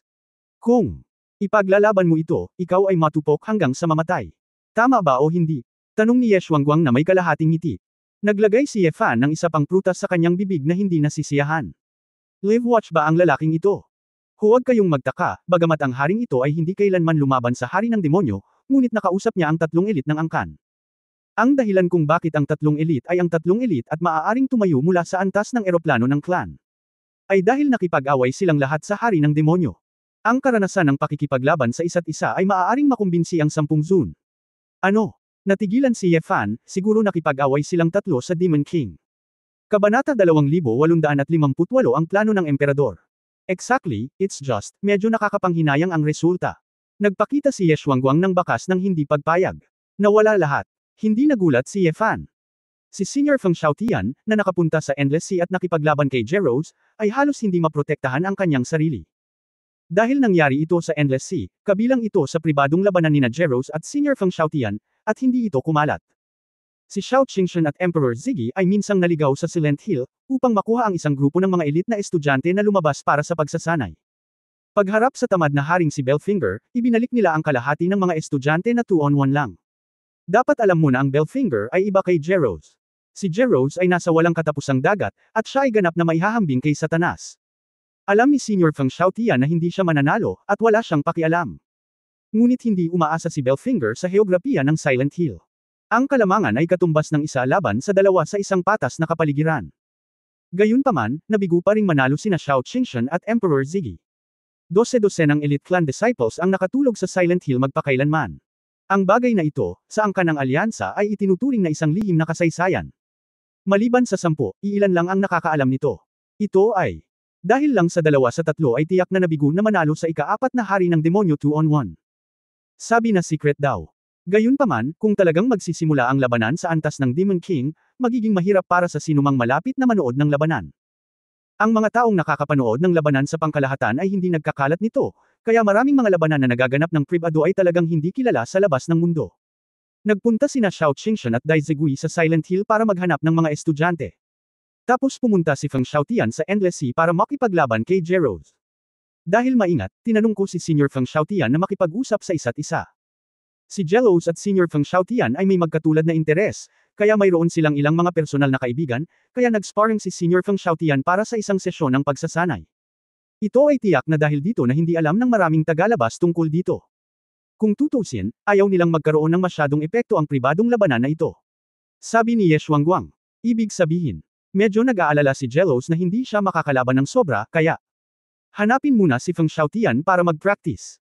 Noong oras na iyon, sa pakikipaglaban sa Hari ng Baril, kinakailangan na umalis sa walang katapusang dagat at pumunta sa hangganan ng dalawang bansa. Napagpasyahan ni Jerose na ang 6 Tribulations Azure Dragon ni Senior Feng Xiaotian ay dapat nakatulad ng kay Tai Kang. Bukod dito, mahusay si Qinglong sa labanan ng Santukan, kaya ito ang pinakamahusay na kasosyo para sa pagsasanay. Sabi ni Ye Shuangguang. Hindi napigilan ni Ye Fan na huminga ng malalim, medyo mabigat ang pakiramdam. Nabalitaan ko na pupunta si Tai Kang sa Tart Arrows dahil sa away mo. Ang pag-uugaling ito ng Gun King ay walang iba kundi ang pagnanais na gamitin ang Emperor-level Spear Intent para sirain ang iyong Emperor-level na Sword Intent. Para sa layunin ng sibat sa antas ng emperador, upang sakupin ang titulo ng unang antas ng emperador sa mundo. Bagamat hindi ko pa nakikilala, hinahangaan din siya ng haring ito mula sa kanyang mga gawa. Ito ang ugali ng isang tunay na malakas na lalaki. Si Ye Xuanguang ay may hitsura ng simpatiya. Si Ye Fan ay hinamak sa kanyang puso. Hindi ba't ang matandang foodie na iyon ay naglalaro sa likod niya? Alam mo kung anong kalokohan. Gayunpaman, pagkatapos marinig ang mga gawain ito, napagtanto muli ni Ye Fan na medyo mahirap pakitunguhan si Tai Kang. Kahit na makalusot siya sa Qinglong, magkakaroon ba talaga siya ng pagkakataong manalo? Sword God? Speaking about this, dapat mo ring maunawaan, ano ang ibig sabihin ng haring ito? Nakangiting sabi ni Ye Xuanguang. Bumalik sa katinuan si Ye Fan at bumantong hininga. Gusto mong sabihin na ang dahilan kung bakit ang mga tao, ang kan ay napapailalim sa mga demonyo at mga Diyos ay dahil wala tayong kapangyarihan ng pananampalataya tulad ng mga demonyo at Diyos. Gusto mong sabihin, kung ang tatlo ay dapat magkaroon ng parehong kapangyarihan ng pananampalataya, marahil ay iba ang mga resulta. Hindi naman siguro, pero iba talaga. Matigas ang mga mata ni Ye Xuanguang at sinabi ni Senior Feng Xiaotian na ang agwat sa pagitan niya at ni Jerose ay hindi dahil sa geographical na bentahe ng walang katapusang dagat. Bagkus, ang dahilan ng paniniwala ni Jerose ay mas mabilis itong makabawi at makapagpapakilos ng mas maraming enerhiya sa isang iglap. Kahit na ang Demon King ay pumunta sa ibang mundo at wala sa kanyang sariling teritoryo, maaari pa rin niyang pakilusan ang kapangyarihan ng pananampalataya sa malayo. Gayunpaman, habang mas malayo siya sa kanyang mga tagasunod, mas marami siyang pananampalataya. Ang kapangyarihan ng kapangyarihan ay natural na mas mahirap ibigay sa oras. Kung ang kapangyarihan ng pananampalataya ay hindi kasama, ang Senior Feng Xiaotian ay may hindi bababa sa 30 hanggang 40% na tsansa na manalo.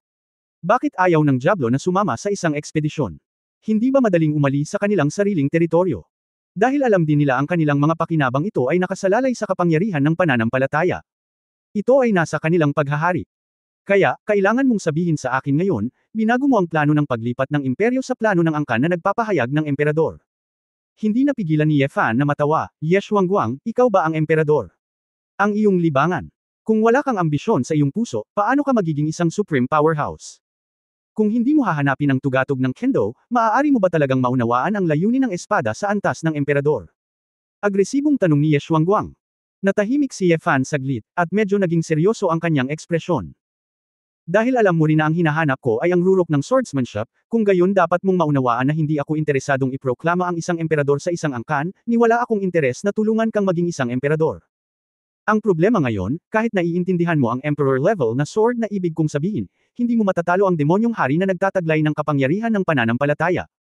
Ang mga demonyong hari na iyon ay maaaring hindi mas malakas kaysa sa iyo, ngunit umasa sa kapangyarihan ng pananampalataya sa buong kaharian. Hinampas ni Ye Xuanguang ang mesa at tumingin ng diretso kay Ye Fan. Ang isang tunay na powerhouse duel ay hindi pinapayagan para sa isang third party. Sword God. Handa ka bang matalo sa ganoong uri ng peking powerhouse? Tahimik na tumingin si Ye Fan kay Ye Xuanguang na ang mukha ay namumula, at naramdaman ang apoy na nagninangas sa dibdib ng lalaki. Bakit? Tanong ni Ye Fan. Ano? Naguguluhan si Ye Xuanguang. Bakit mo gustong sabihin sa akin ito? Uminom si Ye Fan ng alak at sinabi, kung gusto mong maging emperador, pumunta ka lang at maging emperador. Kung gusto mo. Upang makuha ang kapangyarihan ng pananampalataya tulad ng Demon King, pagkatapos ay maging ikaw ay the Xuanlong Emperor. Kunin ang iyong sariling mga tao at gawin silang mga mananampalataya. Kung hindi mo alam ang gagawin, mas walang kabuluhan ang tanungin mo ako, dahil hindi ko maintindihan ang mga bagay na ito. Natural. Kailangan mo ng tulong mo.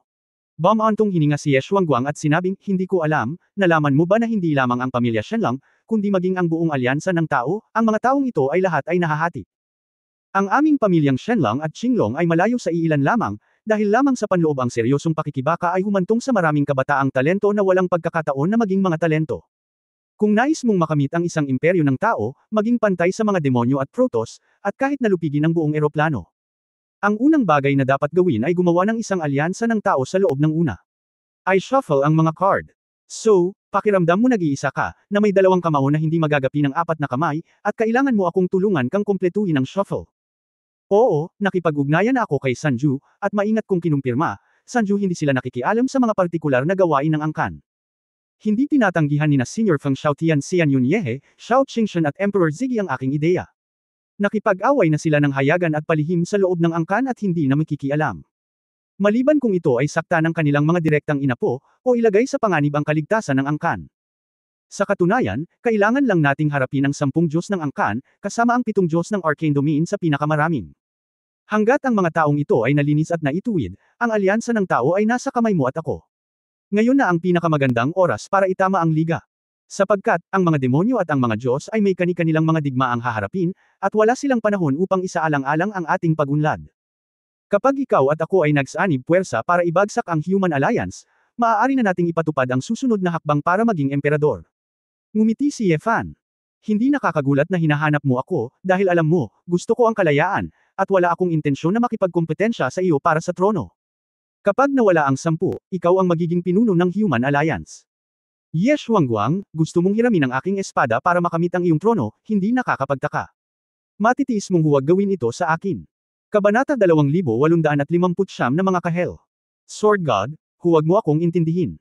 Ipinagpag ni Ye Xuanguang ang baso ng alak at may kumpiyansang sinabi, ang haring ito ay pumasok sa eroplano ng Taishi, at hindi nagtagal. Ngunit pagkatapos kong makapasok sa Shenlang Palace, mayroon akong malalim na pangunawa. Nalampasan ko na ang ika-4 na kalamidad, at ang aking cultivation base ay gumawa din ng malaking pagunlad. Lakas! Hindi lang ikaw ang nag-improve. Bagamat kumpara sa 3 ganap, may mga pagkukulang pa rin, ngunit sa harap ng 10, hindi ito sineryoso ng haring ito. Kahit na nag-iisa ang hari, kakailanganin ng maraming oras upang mabigla ang 10. Ngunit ito ay 1 oras lamang. Ang layunin ng ang pakikipagsanib puwersa sa iyo ay upang mapadali ang pagkamit ng bagay na ito sa lalong madaling panahon, at hindi ito kailangan sa iyo. Kung ikaw ay ayaw, natural na hindi ito pipilitin ng haring ito. Kung ito ay hindi isang alyansa, ito ay isang kaaway. Ano ang dapat? Bilangin. Kailangan pa ring maging malinaw. 4 na kalamidad asul na dragon. Bamulong si Yefan, ang iyong 4 na kalamidad ay dapat na mas malakas kaysa sa karaniwang 4 na kalamidad. Hey! Mukhang pagkatapos mong mag-away ni Gigi at Zhuang Biu na iyon, natuklasan mo na ang problema. Napangiti si Ye Xuanguang nang may pagmamalaki at nagsabi, ang kaharian ng linya ng dugo, ang bilang ng mga kalamidad ng Qinglong ay bahagi lamang ng lakas ng labanan. Bagamat mayroon silang bloodline ng Qinglong para sa 3 robbery, hindi may hahambing ang kanilang cultivation at combat skill sa haring ito. Noong unang dumating ang haring ito, kasama niya si Zhuang. Natutunan ni Biu ang ilang mga trick, at ang kanyang Heavenly Secret Dragon Crossbow na diskarte sa paglabas ay magaspang lamang. Maging sina Zhuang Biu at Gigi ay hindi man lang maipakita ang pattern ng Dragon Scale. Ang aking Shenlang bloodline ay ang pinakamahusay sa mundo. Kapag mas nalilinang ka sa advanced na kaharian, mas hindi maarok ito. Ang kaharian ng Qinglong ay hindi nagkakamali, na may parehong pagkakasala at depensa, hindi mas mahina kaysa sa anumang uri ng batas ng eroplano. Nakatuon lamang ang haring ito sa paglilinang ng dugo ng dragon, at pakiramdam niya ay malawak at malalim, at wala siyang lakas upang pumunta. Unawain at isabuhay ang iba pang mga batas. Inuna ng mga asul na dragon ang kariton bago ang kabayo, dahil natatalo ng maliit ang malaki. Kahit na ang kaharian ng bloodline ay kapareho ng haring ito, ang lakas ay nasa likod. Siyempre may sense ang mga salita mo, pero iba-iba ang mga tao. Hindi lahat, tulad mo, ay may panatikong paniniwala sa dugo. Kahit na natuto sila sa iyo, maaaring hindi nila ito magagawa. Katulad ko, sa proseso ng paglilinang, nalaman kong interesado ako sa paraan ng espada. Kung mahilig ako sa ganitong paraan, natural na mag-aaral ako ng espada. Alam ko rin na malakas ang bloodline ng Shenlang, pero gusto mong isuko ko ang kendo para dito, pero imposible. At least may nakita akong batas. Bagamat hindi sila kasing komprehensibo gaya ng Qinglong, mayroon silang malaking puwang para sa paglago at pambihirang kapangyarihan. Kung hindi ka makakapit sa pinakamatibay na landas sa paglilinang, nakatadhana kang hindi maging pinakamalakas. Ang haring ito ay matatag na naniniwala na kahit na ang iyong layunin sa antas ng emperador ng espada, ang pinakamataas na limitasyon ay hindi maaaring mas mataas kaysa sa dugo ng dragon. Matigas na sabi ni Ye Xuanguang. Humigop ng alak si Yefan nang nakangiti, at tamad na makipagtalo sa taong ito. Naranasan niya ang pananaw ng lumikha noong pinag-iisipan niya ang mga batas ng paglilipat ng likido noon. Kaya napagtanto niya na ang anumang batas, hanggat ang paglilinang sa sukdulan ay magkakaroon ng ibang pananaw sa mundo. Ganito pa rin ang liquid transfer, hindi ba kaya ni Qinglong? Ito ay dapat na posible. Ang bawat batas ay may dahilan para sa pagkakaroon nito. Hindi mo maiisip yan dahil sa lakas ng batas. Walang silbi ang mga batas na iyon. Pagkatapos ng lahat, ang mga gumagamit ng mga batas ay maaaring hindi talaga ilapat ang mga batas na ito sa tamang lugar, o maaaring hindi sila makapagtanim ng mabuti. Posible na ang ilang mga batas ay hindi umiiral para sa kapakanan ng pakikipaglaban. Iniisip pa nga ni Yefan na maaaring ang buong eroplano ay binubuo ng hindi mabilang na mga batas. Ang mga batas na ito ay parang mga linya ng code. Kung matuntan mo ang pinagmulan ng mga code na ito, maaari mong makita ang katotohanan sa likod ng mundo. Hindi lang niya naiintindihan kapag sinabi ko kay Ye Xuanguang ngayon. Pagkatapos ng lahat, hindi dapat nakita ni Ye Xuanguang ang ganoong uri ng pananaw ng tagalikha. Sword God, kararating mo lang sa Clan Alliance, pero dapat nakita mo na ang disadvantages ng clan at ang gulo ng clan. Ng Shenlong Clan, ikaw at ako ay magkapit kamay para pangunahan ang Shenlong Clan sa tamang landas. Ito ay tadhana. Ito. Ang sinabi ng haring ito, paano mo iniisip ito? Tanong ni Ye Xuanguang sa malalim na boses. Ibinaba ni Ye Fan ang baso ng alak at nagtanong, kung magiging emperador ka ng sangkatauhan, ano ang susunod mong gagawin? Natural, hayaan ang sangkatauhan na tumayo sa tuktok ng eroplano. Hayaan ang mga demonyo at Diyos na maunawaan na ang kanilang mga kadugo ay walang kalamangan. Ito. Gusto ng hari na maupo ang pamilya Shenlong sa pinakamataas na trono na dapat ay sa atin. Nag-aapoy ang mga mata ni Ye Xuanguang. Sa madaling salita, gusto mong pag-isahin ang eroplano ng Taishi. Tanong ni Ye Fan. Ito ang layunin ng hinaharap, at hindi ito posible sa ngayon. Kailangan nating linangin ang mga talento sa loob ng angkan ng magkasama. Bawasan ang panloob na infighting at mga lihim na away, upang patuloy na lumitaw ang Qinglong. Kapag ang aming Shenlong clan ay may 12-12 ng Qinglong realm, na nagwawalis ng Taishi, hindi sa next. Mataray na sabi ni Ye Xuanguang. Kung sa mga talentong ito, sino ang higit na may talento kaysa sa iyo, at unti-unting mahihigitan ka sa lakas? Nakangiting tanong ni Ye Fan. Bahagyang kumunat ang noo ni Ye Xuanguang, para mamuno sa imperyo, kailangan mo ang paraan ng isang emperador.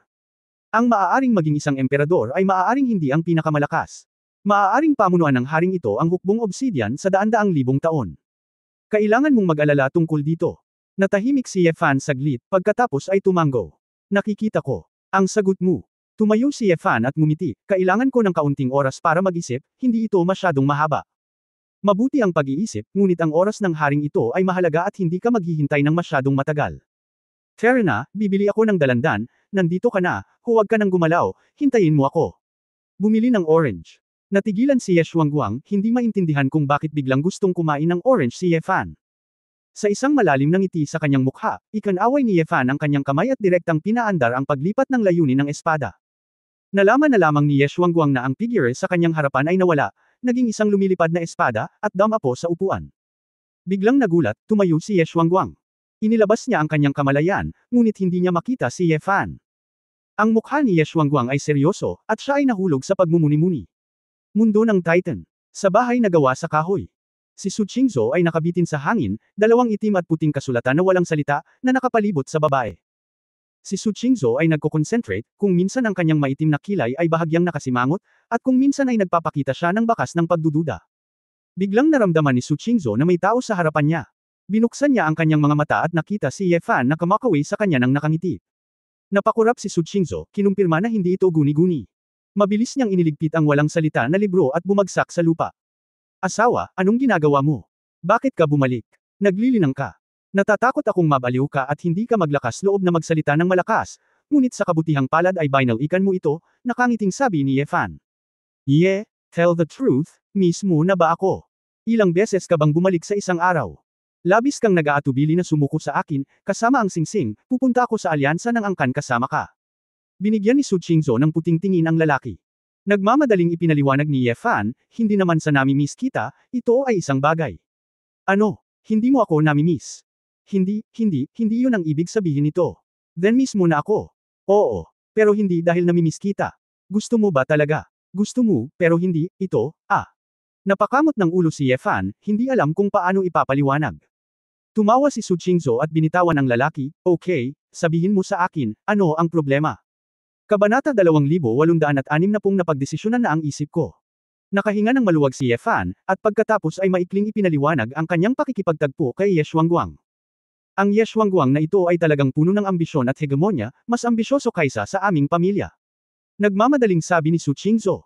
Umiling si Ye Fan at mariing sinabi, Ye Xuanguang, hindi ka maaaring maging isang emperador. Bakit? Dahil wala siyang imperial mood. Tanong ni Su Qingzhou. Hindi kinakatawa ng imperial artistic conception ang lahat, ngunit ipinapaliwanag nito ang ilang mga isyu mula sa gilid. Sinabi ni Ye Fan, tingnan mo, ang unang dalawang demonyong emperador na nang ibabaw kay Taishi, ang Demon Dragon Emperor at ang Thousand-Faced Queen, ay hindi nagsabi na sila ay may artistikong paglilihi sa antas ng emperador. Ngunit sila nga, kinikilala sila bilang mga emperador. Para sa isang yugto ng panahon. Sa panahon ng ang panahon kung kailan sila ay ipinahayag ng mga emperador, ang lahat ng mga lahi ay hindi nang ahas na magkamali, at ang mga demonyo ay ganap na pinagsama sa loob, na itinuturing na puso ng mundo. Tumango si Su Qingzhou, kung gayon, bakit sa palagay mo ay hindi maaaring maging emperador si Ye Xuanguang? Siya ay nag-cultivate. Hindi kaya ng kakayahan. Napakataas ng talento ni Ye Xuanguang. Kaka-rating lang niya sa Tai Chi sa loob ng mahabang panahon, at ito ay 4 na kapigatian. Sa palagay ko ay umunlad din ang kanyang paglilinang. Ito ay usap-usapan sa mga demonyo na maaaring malimpasan niya si Feng Xiaotian sa hinaharap. Sa tingin ko ay hindi ito kalokohan. Siya ang may kapital. Sinasabi ko na hindi niya kaya dahil. Sa tingin ko, tinatahak niya ang daan ng isang bayani, hindi ang daan ng isang emperador, sabi ni Ye Fan. Oh, nag-isip si Su Qingzhou. Bumantong hininga si Ye Fan, sa mga mata ni Ye Xuanguang, ang mga tao, mga demonyo, at mga Diyos ay magkakaiba. Naniniwala siya na ang dugo ng angkan ay marangal, at ang dugo ng dragon ay ang pinakamahusay sa mundo, kaya ang kahinaan ng mga tao ay kailangang baguhin. Siya, naniniwala na ang mga demonyo at Diyos ay walang kalamangan. Hindi ito dapat maging malakas at dapat masakop. Ano? Ang gusto niya ay hindi hayaang mabuhay at magtrabaho ng mapayapa ang lahat ng lahi sa eroplano ng Tai Chi, ngunit patunayan ang supremacy ng clan. Kapag siya ay naging emperador ng angkan, at ang alyansa ng lahat ng sangkatauhan, siya ay magiging orihinal na Obsidian Legion. Upang patunayan ito, patuloy siyang lalaban para sa digmaan. Sa kanyang mga mata, hindi niya kayang kuskusin ang kahit katiting na buhangin, maliban kung ang lahat ng mundo at lahat ng ilang ay sumuko, at ang mga Diyos ng demonyo ay nakaluhod sa kanyang paanan. Kung hindi, patuloy niyang gagamitin ang kanyang mga kamao para pilitin silang sumuko.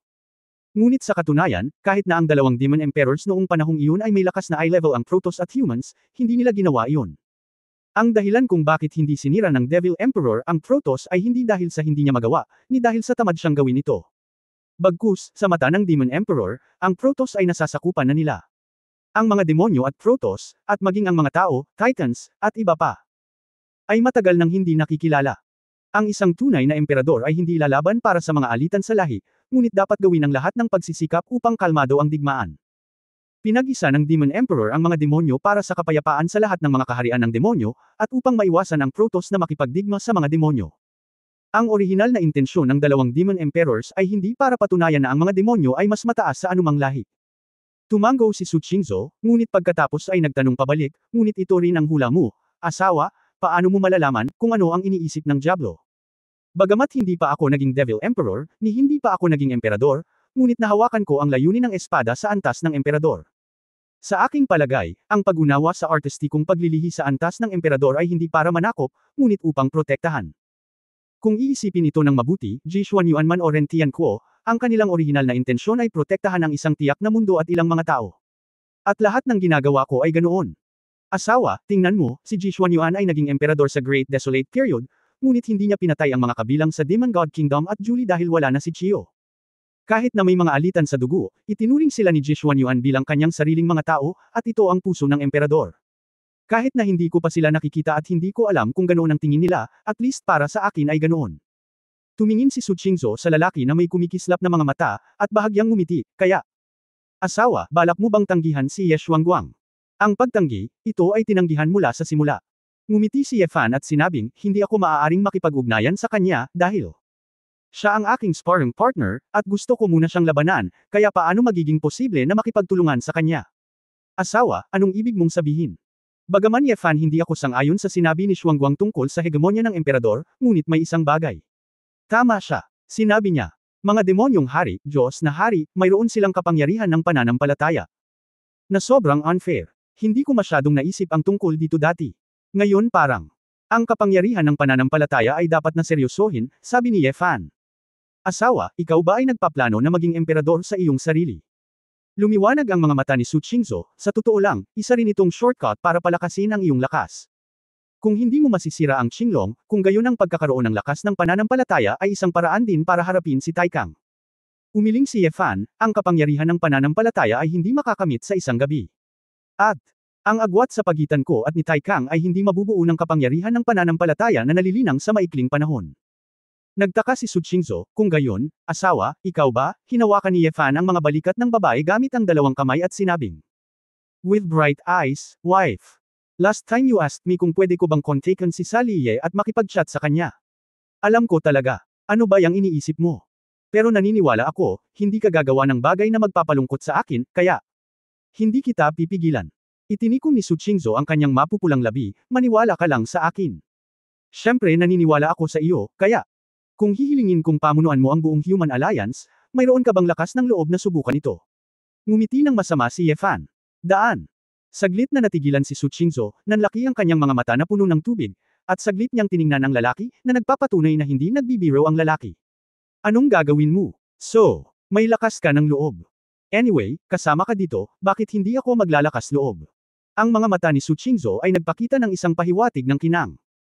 Marahang hinaplos ni Ye Fan ang buhok ng babae, sa partikular, sasabihin ko sa iyo, kailangan mo lang pagbutihin ang iyong lakas, at magagawa mo ang iyong makakaya. Tumango si Su Qingzhou, I see. Mahiwagang ngumiti si Ye Fan, inilipat muli ang kanyang layunin sa espada, at lumabas ng silid. Sandaling tahimik ang bahay. Huminga ng mahabang hininga si Su Qingzhou para pakalmihin ang kanyang pusong tumitibok. Nagiging kawili-wili ito. Ang mga mata ni Su Qingzhou ay nagpakita ng katatagan. Muli niyang tinawag ang wordless book. 2 libro ng langit, itim at puti, ang nakapalibot sa kanya, kumikislap ng kakaiba at malalim na halos. Ipinikit ni Su Qingzhou ang kanyang mga mata. Sa isip niya, malabo, parang may boses na nanggaling sa malayong mundo. Nagdesisyon ka na. 2 saradong pinto ang lumitaw sa harap ng mga mata ni Su Qingzhou. Sinaunang at Solemna, kalahating itim, kalahating puti. Ang 2 nakaukit na Diyos at totem ay tumitingin sa mukha ng tao at katawan ng ahas, Solemna at sagrado. Maraming beses nang lumitaw ang ganoong eksena sa kamalayan ni Su Qingzhou. Hindi niya alam kung anong uri ng larawan ang magkakaroon siya pagkatapos niyang magpasya, at kung saan siya pupunta. Nakapagdesisyon na ako. Tahimik na sabi ni Su Qingzhou sa kanyang puso. Sa kabilang panig ng pinto, may buntong hininga, at pagkatapos ay dahan-daang bumukas ang pinto. Pagtatapos ng kabanatang ito. For more updates, click on the notification bell.